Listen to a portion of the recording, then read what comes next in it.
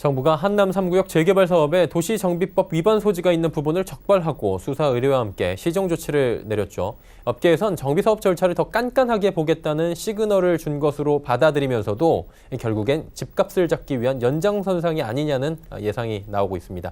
이 때문에 시장에선 재개발 재건축 시장이 좀 위축이 될 것이라는 의견과 공정한 경쟁이 이루어져 시장 선진화를 만들 것이라는 의견이 또 나오고 있습니다. 부동산팀의 정창신 기자와 함께 한 걸음 더 들어가 보도록 하겠습니다. 어서 오세요. 네, 안녕하세요. 네. 일단은 부동산 시장은 분양가 상한제 때문에 공급 우려에 대한 얘기들도 지금 나오고 있고요. 여러 가지 얘기들이 나오고 있는 상황인데 이런 가운데 최대 재개발 사업으로 꼽히는 한남 3구역 정비 사업이 지금 정부의 철퇴를 맞은 겁니다. 시장 반응은 어떻습니까? 네, 일단 시장에서는 시장이 위축될 거라는 좀 의견이 우세한 상황입니다. 이게 무슨 말이냐면 조금 전에 말씀하셨듯이 이 민간 택지 분양가 상한제가 서울 주요 지역에 이미 적용이 됐습니다. 이 때문에 재건축 사업이 좀 위축될 거다.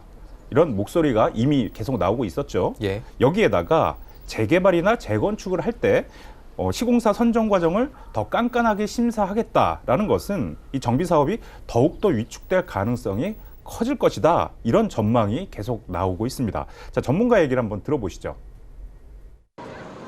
전반적으로 이제 정비 사업에 대한 그런 단계를 과정 절차를 인허가권자가 매우 엄격하게 꼼꼼하게 체크를 하겠다라는 신호를 시장에 이제 이렇게 주게 됨으로써 아무래도 좀 이제 그 부동산 정비 사업이 좀 위축될 가능성이 크고요. 예, 지금 잠실주공 5단지라든지 이제 음마아파트에 대한 도시계획위원회 심의를 어쨌든 계속 부결로는 이제 그런 맥락으로 같이 볼 수 있을 것 같아요. 쉽게 말해서 인허가를 굉장히 엄격하게 적용하겠다. 그래서 재건축이나 재건축의 투기 수요를 막아보겠다. 이런 보관으로 볼 수 있겠네요. 네, 맞습니다. 자, 결국은 재건축도 그렇고 재개발도 그렇고 이 투자 수요가 유입되는 것을 좀 막아서 결국은 집값을 잡겠다는 게 정부의 보관인 겁니다. 이제 전문가들도 이 민간 택지 분양가 상한제도 그렇고 이번에 이 한남 3구역 조사도 그렇고 이게 같은 맥락인 것이다. 이렇게 좀 보고 있는데요. 자, 전문가의 얘기를 한번 또 들어보시죠. 최근에 있었던 분양가 상한제도 이름만 달리했을 뿐이지 분양가 상한제의 본래 취지와 이번에 그 수주전에 따른 어떤 그런 위법 행위를 좀 적발하겠다 해서 입찰 무효를 하는 이것과 동일선상에 있다고 보셔야죠. 이름은 다르지만. 전문가들의 이야기를 쭉 들어보니까 우려가 좀 있는 상황인 것 같아요. 위축 우려라고 할 수 있겠죠. 그런데 건설사들이 시행 과정에서 문제가 있으면 이걸 바로 잡는 게 또 정부의 역할이기 때문에 건설시장 선진화에 한 걸음 더 다가갈 수 있다. 이런 의견도 당연히 나올 수 있겠죠. 예, 맞습니다. 자, 일부에서는 말씀하셨듯이 이 정비사업 수주 과정에서 불법 소지가 있다면 명확히 밝혀서 처벌하는 게 맞는 얘기인데 또 이게 시장 선진화를 좀 이룰 수 있는 좀 계기가 될 수 있다라는 의견도 좀 나오고 있습니다.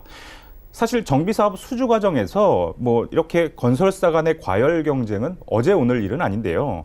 실제로 지난 2017년 아주 유명한 또 일이 있었죠. 반포주공 1단지 이 재건축 사업 수주 과정에서 이사비를 무려 7천만 원씩 주겠다라는 일이 있었어요. 그래서 결국 정부 제재를 받았는데 결국엔 또 없었던 일이 됐죠.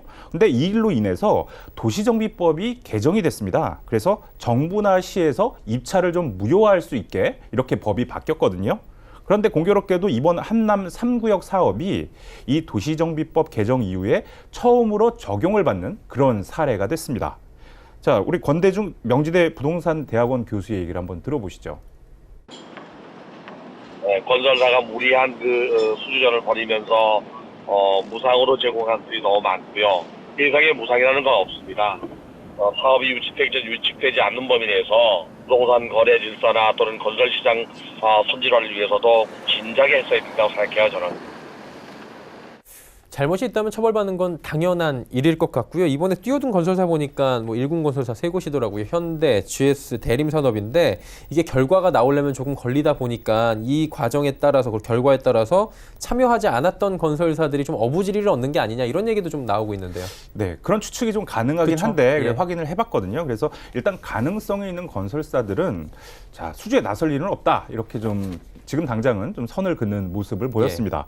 자, 삼성물산 관계자는 일단 전혀 수주에 나설 생각이 없다면서 또 수사 의뢰를 했고 아직 결과가 나오지도 않았기 때문에 지금 상황에서 뭐라고 좀 언급하는 것 자체가 의미 없다. 이렇게 얘기를 했고요. 또 대우건설 관계자는 조사 결과가 당장 나올 것도 아니고 또 나와도 소송으로 들어갈 것이 좀 자명해 보인다면서 지금 시점에서 판단할 근거가 전혀 없다 이렇게 얘기를 했습니다. 또 여기에다가 이 한남 3구역 조합이 어제 긴급 이사회를 열었습니다. 이 정부가 지적한 위법 사항을 좀 수정을 해서 입찰을 진행하는 방향으로 가닥을 잡은 걸로 알려졌는데요. 그러니까 정부의 지적을 좀 받아들이겠다 이런 모양새인데 그러면 기존 입찰에 참여한 건설사 중에서 시행사를 좀 선택하겠다라는 의지를 보였다 이렇게 좀 볼 수가 있습니다. 네, 지금 정부에 의해서 제동이 걸린 한남 3구역 재개발 사업 관련 이야기까지 자세히 들어봤습니다. 부동산팀의 정창신 기자와 함께했습니다. 고맙습니다. 네.